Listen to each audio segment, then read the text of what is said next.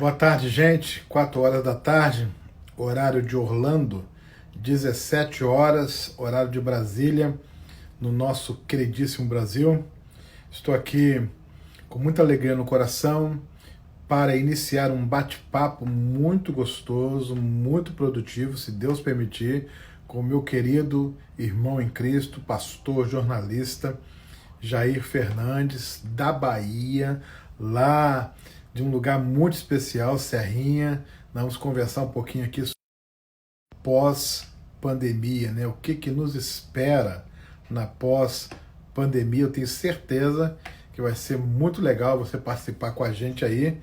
Jair deve estar chegando, logo logo eu já vou chamá-lo aqui para esse bate-papo, que a gente vai ter aqui na presença do Senhor. Como vai ser a comunicação, como vai ser a pregação, como vai ser o anúncio, né? O que vai marcar a comunicação na pós-quarentena, que todos nós estamos aí, sem dúvida alguma, por iniciar. Então, eu creio que vai valer a pena você participar. Talvez você tenha aí observações para comentar conosco, talvez você tenha aí sugestões, pontos de vista, enfim, você tenha algo a compartilhar com a gente durante a nossa live. Não vai ser uma live longa, uma live breve, mas com certeza uma live que vai fazer diferença aí na nossa vida, né?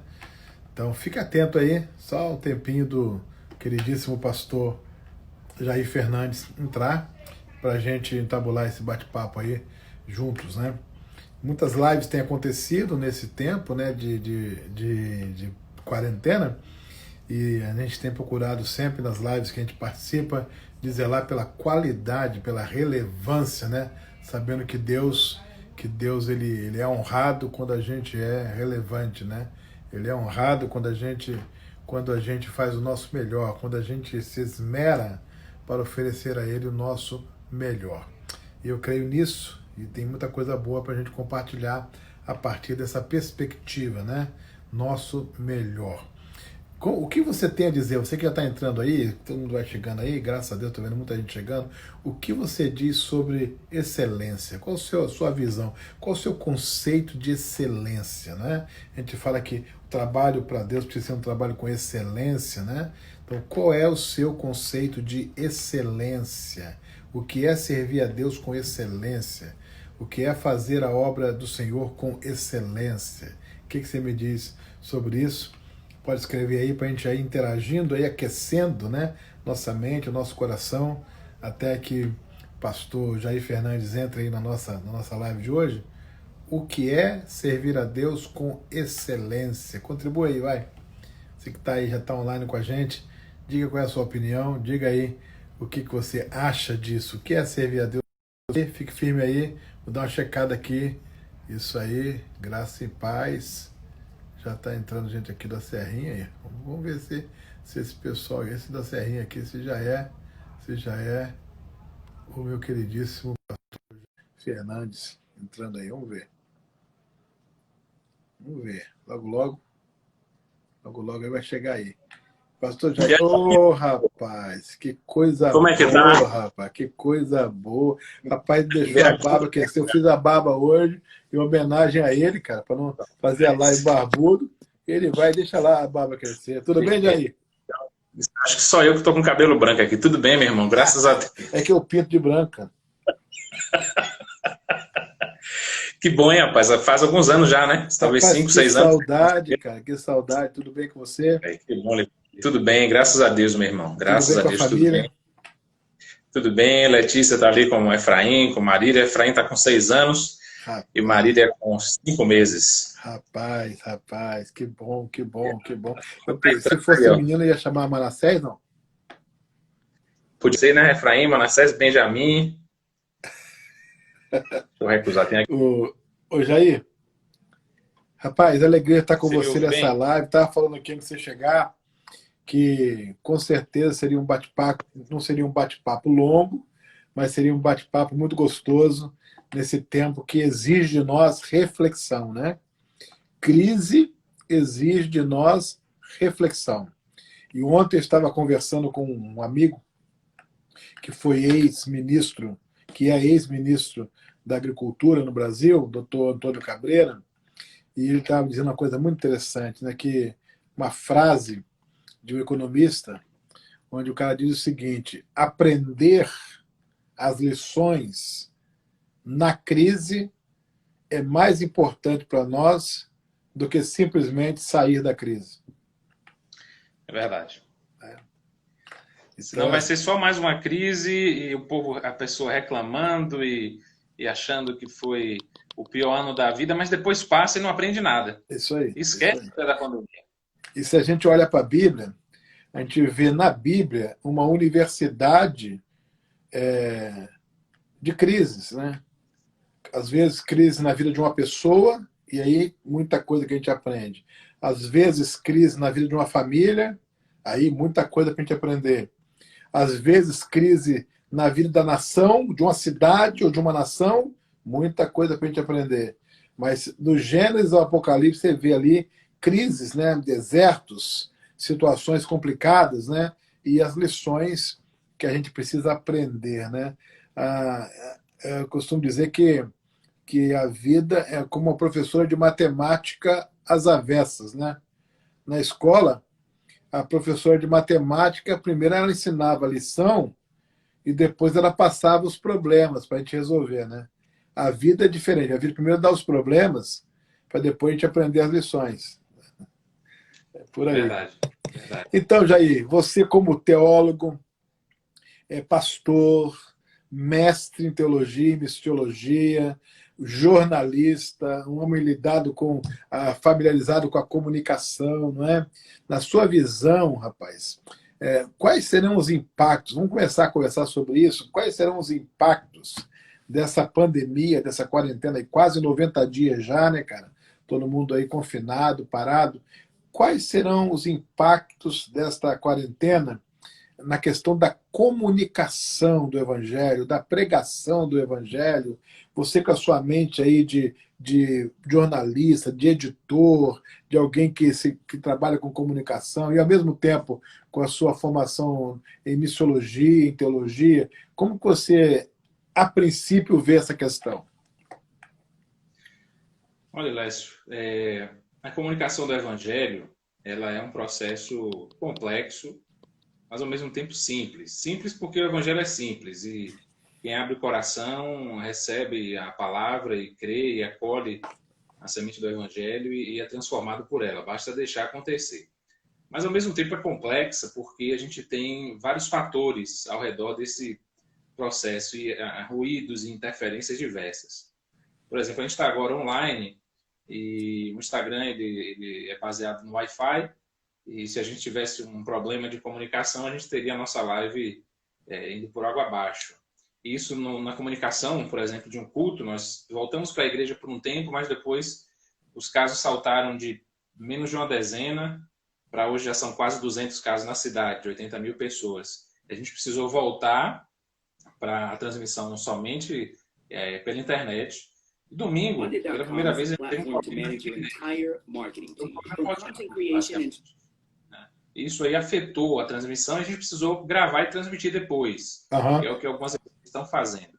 Mas, para além desses desafios, nós temos desafios culturais. Né? No programa de estudos do cristianismo no mundo, ali no doutorado que eu fiz, a gente pensava sobre essa questão da comunicação do Evangelho, não somente como a transmissão do Evangelho, como a gente está transmitindo agora essa live, mas também uma tradução cultural.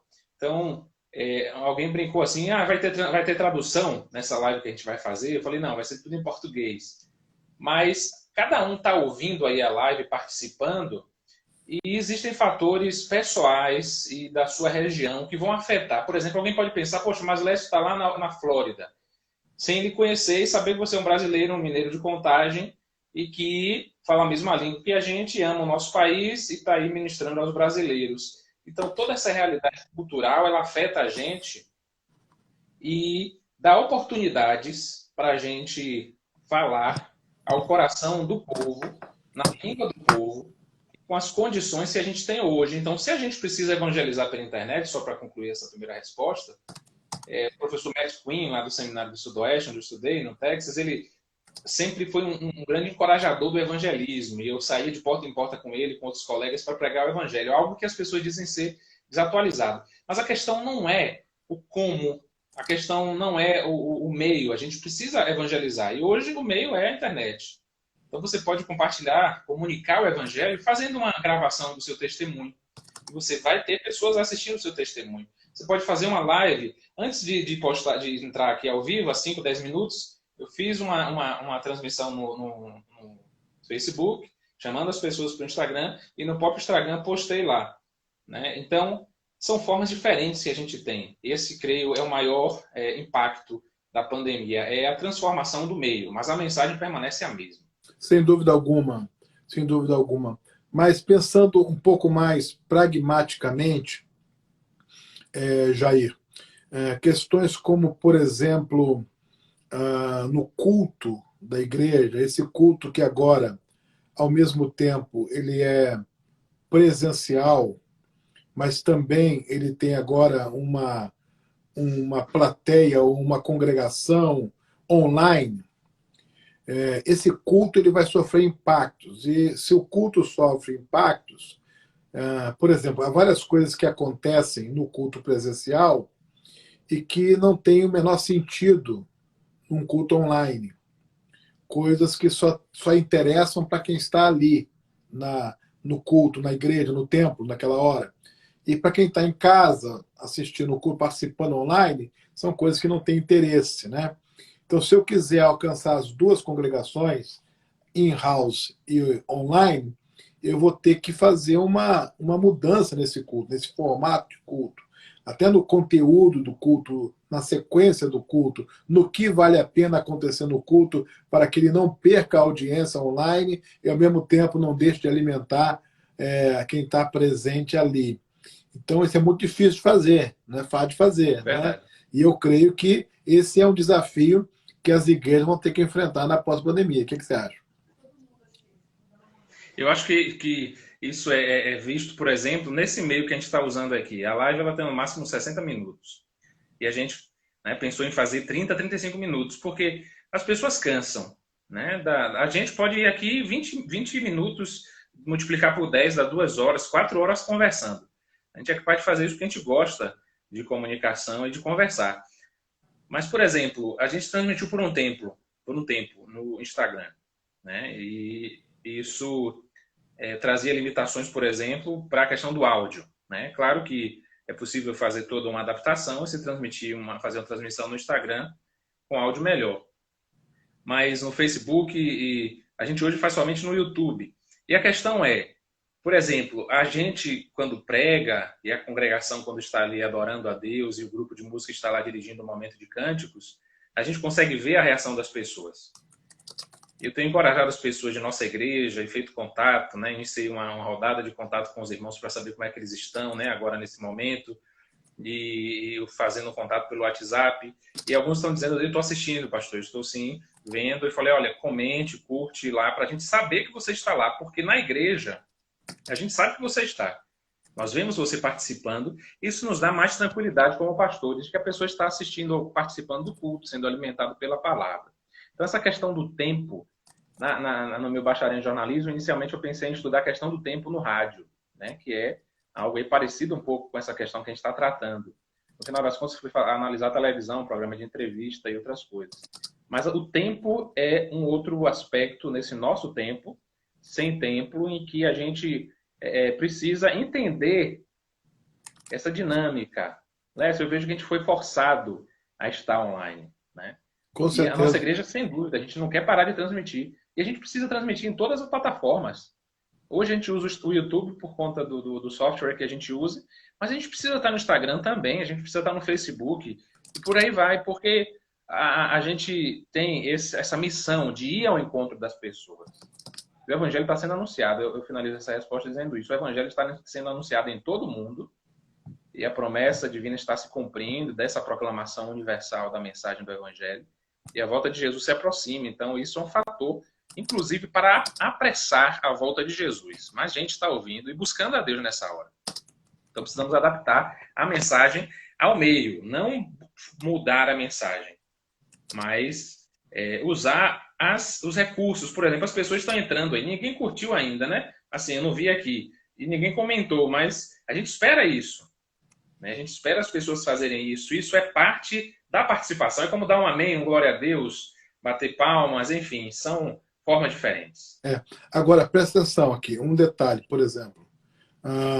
Sermões de 40 minutos, 50 minutos, sermões de 1 hora, sermões informativos, sermões sem ilustrações, sermões despidos de aplicação prática. Me parece que na pós-pandemia esse tipo de sermão está completamente condenado. O que você acha? É verdade. Eu conversava com Orlando, nosso seminarista aqui na igreja, com o pastor Neto. A gente vê que a gente não consegue. Eu mesmo já estou cansado. Se eu me ouvir pregar por 30 minutos, eu estou cansado já. A gente pode, eu falava com Orlando, né, Orlando? Se a gente vai para uma comemoração de aniversário, uma conferência de uma igreja, uma conferência especial, existe aí uma tolerância maior e as pessoas estão na expectativa do pregador convidado. Mas a gente, que é o pregador do dia a dia, do feijão com arroz, com a salada, com a carne, a gente precisa adaptar. O que a gente comunica em 40 minutos, com certeza a gente consegue comunicar em 15, em 20 minutos. E eu vejo isso não só para a igreja. Houve uma pesquisa da Lifeway Research aí dos Estados Unidos, né, do setor de pesquisa da Igreja Batista nos Estados Unidos, que mostrou que os pastores têm a impressão de que eles pregam menos. Então, houve uma comparação entre o que os pastores pensam que pregam, ou seja, às vezes o pastor acha que ele pregou 40 minutos, mas para a audiência ele pregou 50. E a audiência contou. A pessoa lá no banco contou. E no geral, as pessoas preferem um sermão menor, e isso não porque elas não gostam de estudar a Bíblia, não porque elas estão cansadas do pregador, não. Porque a mensagem de Deus ela é clara, ela é direta, e eu mesmo tenho ficado... Isso tem sido um exercício muito bom para mim, e eu creio que a gente não precisa cuspir o conhecimento, demonstrar esse conhecimento com medo da audiência, no sentido de que está lá gravado e que pessoas vão ouvir. Não. A mensagem ela precisa ser cativante, com certeza. As ilustrações elas já ajudam nesse momento. E eu vejo, amigo, que nós temos uma necessidade cada vez maior de falar o coração das pessoas. Então, por exemplo, um pregador que eu gosto muito ele é de Charlotte, né, na Carolina do Norte, Steven Furtick. Ele foi pesquisar suas próprias mensagens. E as 3 mais acessadas, próprias mensagens dele, eram sobre ansiedade. E as pessoas nesse período estão super ansiosas. Não que a gente vá adaptar, mudar a mensagem, mas nós precisamos pregar o coração das pessoas e as necessidades das pessoas de hoje. Sem dúvida alguma. O que você acha? Sem dúvida alguma. Sem dúvida alguma. Há um grande debate no mundo da pregação sobre a pregação expositiva, a pregação textual, a pregação tópica ou temática. E a gente sabe que, sem dúvida alguma, a pregação expositiva é aquela pregação que mais ajuda, porque ela é mais profunda, ela traz uma interpretação, uma hermenêutica, uma interpretação do texto mais completa e dá acesso às pessoas a verdades que estão no profundo dos textos e não na superfície. No entanto, o desafio na pós-quarentena é pregar expositivamente, objetivamente.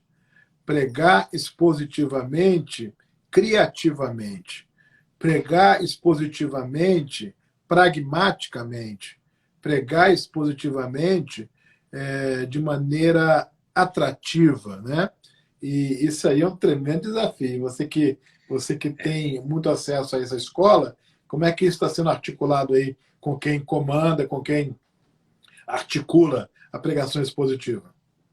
Olha, essa foi a linha realmente, né, de ensino. Né? O seminário que eu estudei, ele tinha até pouco tempo, por conta da pandemia, foi extinta a escola de pregação, chamada faculdade, né, de pregação. O seminário é dividido em diversas faculdades. E uma delas era a faculdade de pregação, que existiu por cerca de 5 ou 7 anos. E a linha é exatamente essa, a pregação expositiva, e se encoraja muito a pregação expositiva verso a verso, e de textos de livros da Bíblia. É o que eu costumo fazer. Atualmente eu prego pela manhã, no domingo, em Mateus, estou na oração do Pai Nosso. Domingo à noite eu prego em Gênesis, estou na Arca de Noé, curiosamente e bem propriamente. E na quarta-feira, Apocalipse. Estamos aí no capítulo 12, chegando ao capítulo 12, amanhã teremos culto. Dá para a gente pregar uma mensagem expositiva em textos randômicos, ou seja, variando, né, os textos, não necessariamente seguindo uma linha, né? E isso é bastante oportuno. O que eu tenho visto, né, nas produções literárias e nos artigos escritos pelos professores e alunos da pós-graduação, do doutorado, da pregação, é a manutenção desse foco, uma vez que isso, eu creio que é preciso a gente ter uma consciência bastante firme dessa diferença. Países de primeiro mundo, países civilizados ou mais avançados, como devemos dizer, né? Eles têm uma cultura maior, uma cultura geral e uma cultura de leitura maior, por exemplo. Então, se a gente traz para a nossa realidade brasileira um formato de pregação, eu digo aqui no peso e na densidade, não que as pessoas não vão assimilar, mas a questão é o nível de letramento das pessoas, inclusive bíblico, inclusive da cultura judaico-cristã, é diferente. Por exemplo, aqui em Serrinha a gente tem um contexto de igrejas de revelação, de religiões afro-brasileiras, do catolicismo muito forte, e a pergunta é, será que os nossos irmãos na igreja, na nossa igreja, a primeira igreja batista, apesar de ter 97 anos, a igreja acostumada com pregação expositiva e que gosta disso, mas nós precisamos entender e pensar, mantemos a linha sim, mas quais são as realidades de hoje, né? A gente vai chegar e fazer o que a gente quer, o que a gente prefere, ou vamos ter que achar esses meandros da pregação expositiva para esse novo tempo, por exemplo, né? Como é que vai ser essa questão da aplicação, né? Quem são as pessoas de hoje? Elas estão ouvindo da mesma forma que ouviam antes? Ou elas são outras pessoas que estão ouvindo essa mensagem, todas com situações próximas e semelhantes? Então, eu vejo que a aplicação vai ser diferente nesse tempo. As ilustrações vão ser muito próximas, né? Se a gente ouvir os pregadores, eles estão usando ilustrações muito similares, porque a situação é a mesma para todo mundo. Você... Como é que tá aí, Lécio, essa situação? Você tem sentido como tem sido a participação das pessoas? Uma última pesquisa dizia que 35% das pessoas estão assistindo os cultos. Quantos por cento? Das igrejas. 35%. Não, o que acontece é o seguinte, você está falando assistindo online ou presencialmente? Isso, assistindo online, Isso aí varia muito, muito mesmo. Depende da qualidade tecnológica da igreja, porque quando você chega online, se você não chega com qualidade, é muito difícil você fidelizar a pessoa online. Online a coisa é muito mais difícil, porque a pessoa está a um clique de sair, de mudar. Então, se você não tem qualidade, por exemplo, a música, né, precisa ter qualidade, o áudio tem que ter qualidade, a imagem precisa ter qualidade, é muito diferente o online do presencial. Às vezes a questão da iluminação, a questão do som, a questão do cenário, né? Tudo isso ela conjuga para que haja uma audiência legal. Quando não há isso, não tem audiência. Então não é fácil. As igrejas que conseguem um bom padrão de qualidade, elas vão fidelizar mais do que isso, até crescer mais. Agora, as igrejas que foram pegas aí de calças curtas, ou seja, que não tinham nada, que não tinham nenhuma internet de qualidade, que não tinham nenhuma, enfim, um equipamento para transmitir, que a coisa foi feita muito, muito pobre no sentido tecnológico, essas aí realmente a fidelização é pequena. A pessoa vai assistir por honra, por fidelidade à igreja, mas realmente não cumpre o propósito todo. Você sabe que não basta o conteúdo é fundamental, mas o veículo, etc., né? Isso aí é fundamental que a coisa aconteça, né? Isso é muito sério mesmo. Agora começamos um processo de volta presencial, né? Escalonado, número restrito, né? Mas realmente foi uma sacudida nas igrejas na questão da tecnologia, Jair. Foi uma sacudida. Verdade. E não, é um caminho sem volta. Como é que você analisa isso? Você também vê que é um caminho sem volta? Eu vejo isso. A gente precisou, por exemplo, mudar. A gente tinha já uma boa internet, né? Fomos avançando nisso nos últimos anos, nos últimos 3 anos, e demos um salto em velocidade, né? Por conta da pandemia.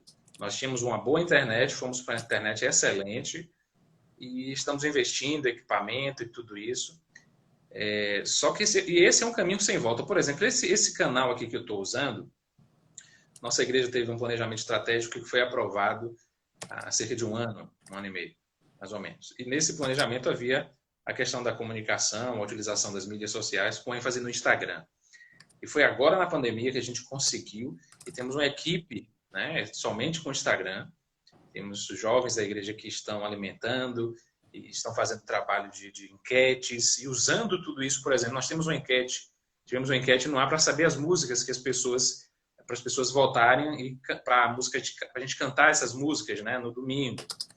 Então, são ferramentas de interação. Aqui eu falo como jornalista, né, eu coordenei um projeto, a implantação de um projeto no Grupo à Tarde, em Salvador, chamado Central de Interatividade, chamado Repórter Cidadão. Fui lá na Carolina do Sul, em Colômbia, no ano de 2008, no casamento do meu irmão Jeter, mando um beijo para ele, toda a família. E visitei ali o Newsplex, um laboratório da Universidade da Carolina do Sul, para a utilização de celulares para gravação de vídeos. Imagine, há 12 anos atrás, isso já estava há anos-luz à frente da gente aqui, né? Eu fui lá para a gente poder trazer para o jornal um relatório e colocar ideias, né? Compartilhar ideias. Isso eu quero dizer que a gente tem essa realidade em que o virtual hoje é tão real quanto o real. O celular, ele passa mais tempo na mão da gente, ainda mais nesse tempo de pandemia, do que sobre uma estante ou num lugar onde a gente guarda. O celular hoje é uma extensão da mão da gente, né? A tecnologia é isso. A palavra em si significa a questão do uso da mão, a tecnia, a questão do ensino, mas também da utilização da mão. É uma extensão da mão a tecnologia. Isso que a gente está fazendo aqui é uma extensão da nossa visão. Eu olho para o senhor aí, vejo meu amigo de muito tempo, fico feliz, como se estivesse face a face. Certo, a gente não pode dar um abraço, mas nem pessoalmente a gente pode dar um abraço hoje. E uma mensagem de áudio hoje, e uma transmissão, e um alô, enfim, tudo isso fala muito mais. Então é um caminho sem volta. E há males que vêm para o bem. Eu creio que esse é um exemplo de males que vêm para o bem. Eu estava vendo, por exemplo, uma entrevista com uma psicoterapeuta, e ela estava dizendo que tem feito atendimentos online usando as plataformas digitais, porque através das plataformas digitais ela consegue um nível de interação suficiente para desenvolvimento da terapia. Ela consegue ver a pessoa, a expressão facial, os olhos, ela ouve a voz, ela sabe se consegue perceber qualquer alteração na voz, no olhar. Então ela fala, eu tendo bons equipamentos, uma boa internet, eu consigo atender um cliente e desenvolver um processo terapêutico. É do mesmo nível do presencial? Ela disse, só o tempo vai dizer. Pode ser que em alguns aspectos não, e pode ser que em alguns aspectos seja até maior, não é? Porque o presencial tem vantagens, mas também tem desvantagens. Então, mas as desvantagens ainda não são muito conhecidas, mas o online está mostrando que é possível, que uma pessoa fica 20, 30, 40 minutos numa sessão terapêutica, ela dizendo, eu consigo aplicar as técnicas, eu consigo desenvolver a terapia e percebo no relato da pessoa, na conduta, no que ela faz, que o resultado acontece, entendeu? E recentemente eu soube que o Conselho Nacional de Medicina no Brasil, Federal de Medicina, ele autorizou o atendimento, o teleatendimento, porque há um nível de atendimento que as plataformas digitais permitem que o médico faça. Aqui nos Estados Unidos, por exemplo, as minhas últimas 2 consultas com o meu médico foram por teleatendimento.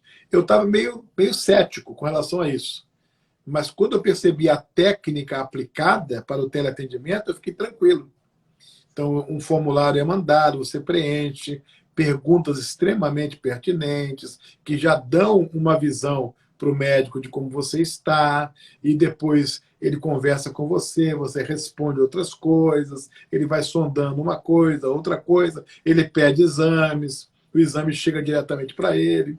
Então, quer dizer, os novos caminhos estão sendo descobertos. Não é possível, Jair, que em todas as áreas as pessoas estejam procurando novos caminhos, testando novas maneiras, né? Arriscando novas formas, e só a igreja, e só o sermão, e só o pastor vai ficar resistindo porque ele acha que não é a mesma coisa, acha que não vai conseguir. Não. Eu acho que nós temos que... Espera um pouquinho, se eu consigo pregar bem em 1 hora, eu vou conseguir pregar bem em 20 minutos.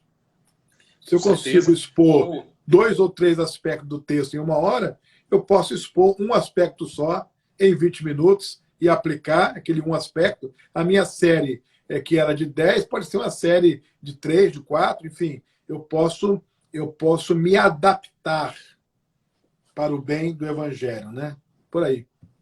Eu creio que sim, e esse aspecto da pregação, ele se equipararia à questão do aconselhamento, como você estava falando, o senhor estava falando em relação ao atendimento médico, e vamos pensar aqui na questão da comunidade, né? Comunicação é uma palavra que vem lá da época dos monastérios, em que os monges se uniam uns com os outros na hora da comunhão, da comida, né? De estar junto, e de comungar, e de comunicar um com o outro, de estar junto nessa hora da refeição, quando eles saíam do isolamento e iam ao redor da mesa.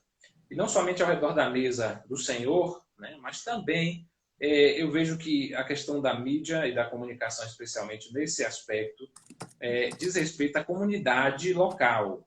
Então, por exemplo, as pessoas estão acostumadas a assistir o culto em determinado horário, preferem assistir naquele horário, e elas vão saber que lá vão encontrar, por exemplo, aqui nós temos pessoas de nossa igreja, né, que participaram e que disseram que estão aqui, que entraram na nossa live.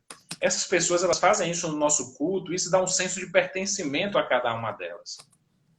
Então eu vejo que a comunicação nesse tempo, ela vale também para manter o senso de grupo e de pertencimento. Então, ao mesmo tempo, a gente tem esse aspecto da tecnologia que precisa ser cada vez melhor, aplicada à pregação, à técnica, à iluminação, ao som, mas tem gente que não vai trocar a sua igreja e nem o seu pastor, entre aspas, né, o pregador que ela ama e admira e está ali semana após semana aprendendo, até mesmo porque em algumas pessoas existe o aspecto da confiança. E as pessoas confiam e creem e acham, entendem que aquela pessoa, né, esse é um outro aspecto que eu vejo que além do consumo, além daquele que está... Alguém mesmo diz assim, é difícil acompanhar com o online, não tenho paciência, diz o Samuelson Félix aí. De fato, é complicado, mas existe para todo mundo. Eu acho que nesse tempo existe um contexto. Só analisar, meus pais mesmo, e meu irmão Ciro, mais velho, eles congregam na mesma igreja em Feira de Santana. Meus pais não podem ir à igreja, a igreja voltou a se reunir. E meu irmão também, ele não tem ido por uma questão de precaução e de saúde de sua família. Então, eles deixam de participar dessa igreja? Não. A igreja não está mais transmitindo os cultos, ou nunca transmitiu. Né? Pelo menos só no início, talvez. Mas essa igreja, ela está, talvez, na contramão, ou está diferente de tudo. O certo é que cada comunidade ela tem uma forma de lidar. E eu conversava isso com o Jefferson, né, que é missionário lá em Portugal. Por exemplo, aí, nos Estados Unidos, na Europa, a questão da velocidade da conexão não é problema. E os equipamentos e tudo mais. Mas quando a gente vem para o Brasil, aqui para o sertão, para a região cisaleira e para outras igrejas, talvez as maiores igrejas da região têm mais condições, como a gente vê. Mas as pequenas comunidades, que são maioria, elas estão fazendo como podem e mantendo o seu grupo e alcançando mais pessoas.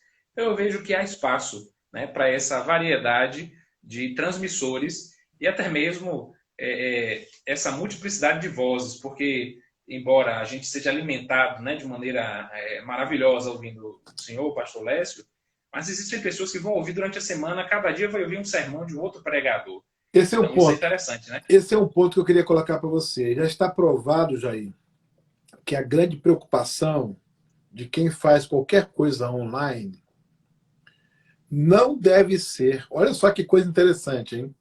Não deve ser o público que vai ser alcançado em tempo real.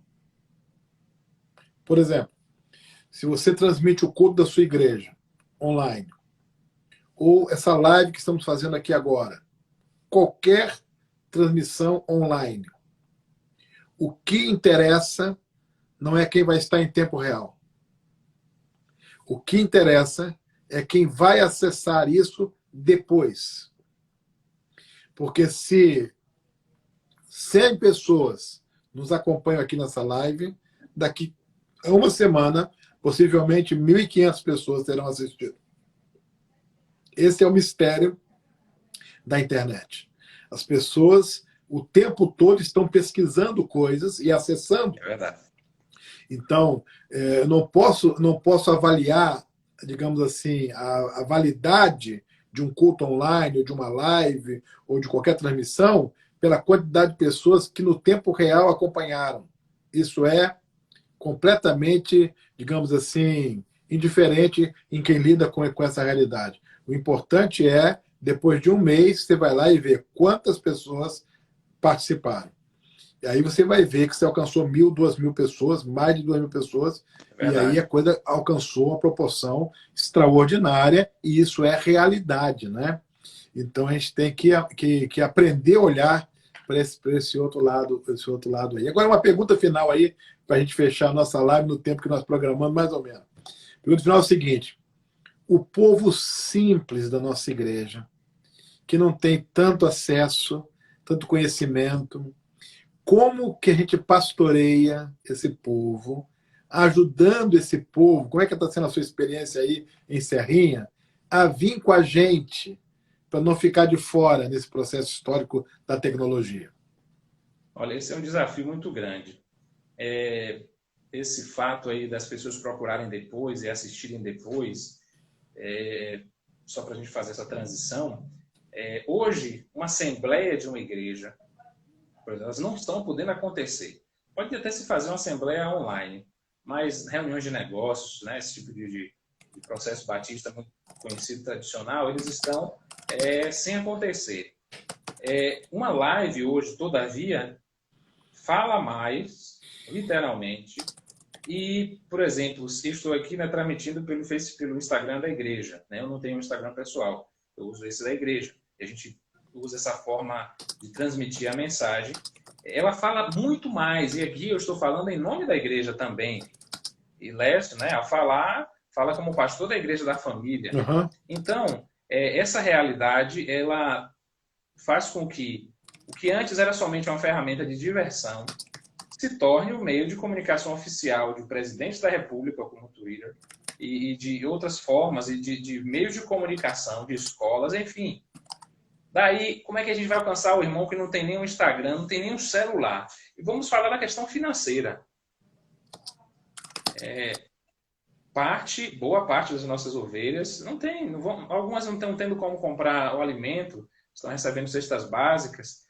A internet mesmo, na zona rural, o Serrinha é uma cidade que tem boa parte de sua população na zona rural, apesar de ser uma cidade de um porte considerado e uma mina de ouro na região e o comércio muito forte, é o centro da região cisaleira desse território, mas é uma região em que existem muitas carências financeiras e um grande fosso social. Como é que a gente alcança essas pessoas? Eu vejo que, por um lado, essas pessoas que estão aí sem acesso online, sem viver nesse mundo, eu entendo que a gente, por um lado, não precisa se preocupar tanto com elas em relação ao estudo da palavra, à firmeza na fé. Geralmente vão ser pessoas mais idosas, que têm os seus hábitos espirituais muito fortes e que podem não estar assistindo ao culto, mas estão lendo suas Bíblias, estão orando por nós, é o que eu tenho visto, né? Quando eu faço contato, procuro saber pessoas que não estão podendo ir à igreja por questões de saúde. Pastor, eu orei por você hoje de manhã, eu estou aqui. E a gente, por um lado, se tranquiliza. Para mim, uma das grandes dificuldades é não poder visitar. Eu amo visitar, estar com as pessoas, especialmente nos momentos mais difíceis e significativos. Curiosamente, eu fui fazer uma breve visita a uma irmã e ela estava sendo levada para o hospital naquele momento e, verificando a situação, fui até o local de atendimento e realmente era muito grave, ela veio a falecer naquele dia. Ou pouco tempo depois, no dia seguinte, fizemos o velório e o funeral com todos os cuidados e precauções, mas a vida continua, isso que a gente precisa lembrar, né?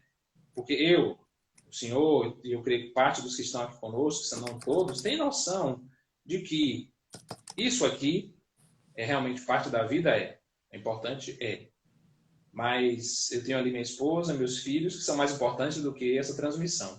Claro. Eu pude fazer, fiquei muito feliz em poder fazer, mas se eu não pudesse, e se o senhor não pudesse, a gente não faria, porque existem outras prioridades. Então, a vida agora, eu acho que, para concluir, a gente está se equilibrando, a gente vai conseguir fazer um equilíbrio entre essa presença online, virtual, e a presença pessoal. E as duas vão se fundindo, ou seja, um áudio de WhatsApp hoje vale muito mais, ou muito mais do que antes da pandemia. A gente enviar uma mensagem de áudio para alguém, fazer uma ligação, uma chamada de vídeo, né? Agora é uma reunião, as reuniões são assim. Olha, Jair, só para você ver como que o que você está falando é verdadeiro e certo. Aqui em nossa igreja, assim que começou a pandemia, nós fizemos 2 mutirões de visitação. O primeiro foi pastoral. Os pastores da igreja visitamos toda a membresia por telefone. Ligamos, conversamos, lemos a Bíblia, oramos com todas as famílias da igreja. Depois foi um mutirão pelos diáconos. Os diáconos visitaram pelo telefone todas as famílias da igreja. Terceira rodada vai ser agora com os líderes de pequenos grupos. Estão visitando pelo telefone. O telefone, que no mundo tecnológico hoje talvez seja o equipamento mais pré-histórico, mais rudimentar, ele está sendo o principal veículo de pastoreamento. Pelo telefone, eu tenho conseguido, de fato, pastorear. Até aquela ovelha mais simples, ela tem o telefone. Ela tem um celularzinho simples, mas ela tem aquele celularzinho simples. E é porque ela tem, a gente pode conversar. Eu posso ligar, orar por ela, ela pode ligar, pedir oração, compartilhar uma dificuldade e a gente tomar conhecimento do estado do rebanho, né? Então, o desafio para nós pastores é não deixarmos que o online do high-tech nos impeça de enxergar o online do low-tech e usar esse low-tech aí para chegar aquelas ovelhas mais simples, né? Cara, bom demais falar com você, hein, cara? Ô, meu amigo, isso faz toda a diferença. Por exemplo, a gente está fazendo isso aqui, aí está high-tech. Você vê o high-tech e o low-tech na tela. É isso mesmo. Mas é o que importa é porque a gente está como se estivesse no telefone, só que se vendo. Claro.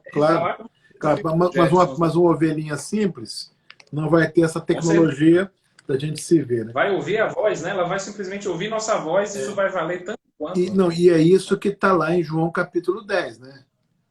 As minhas ovelhas ouvem a minha voz. Não é? É verdade. O segredo não é a ovelha ver o pastor. O segredo é a ovelha ouvir a voz do pastor. E nesse mundo de alta tecnologia, a gente precisa resgatar isso, né?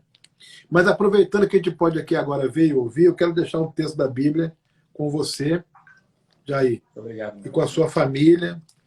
e com o seu ministério aí, um texto que tem me impactado muito pela simplicidade dele, conjugada com o poder dele, que é o Salmo 119, versículo 50. Veja que texto simples e poderoso, meu irmão. O Senhor, o que me consola, olha só, o que me consola na minha angústia é isto, que a tua palavra me vivifica. Amém. Olha a simplicidade disso, né? O que me consola na minha angústia é isto, que a tua palavra me vivifica. Então, que Deus possa abençoar você. Também, meu amigo. Deus possa abençoar você, sua família, sua esposa, Letícia, seus filhos. Deus possa abençoar seu ministério aí, tá? Obrigado pelo privilégio desse bate-papo aí, que era para ter 35, já chegou no 45. Mas pelo menos tá bom, tá bom. Um abração, querida. Fique com Deus.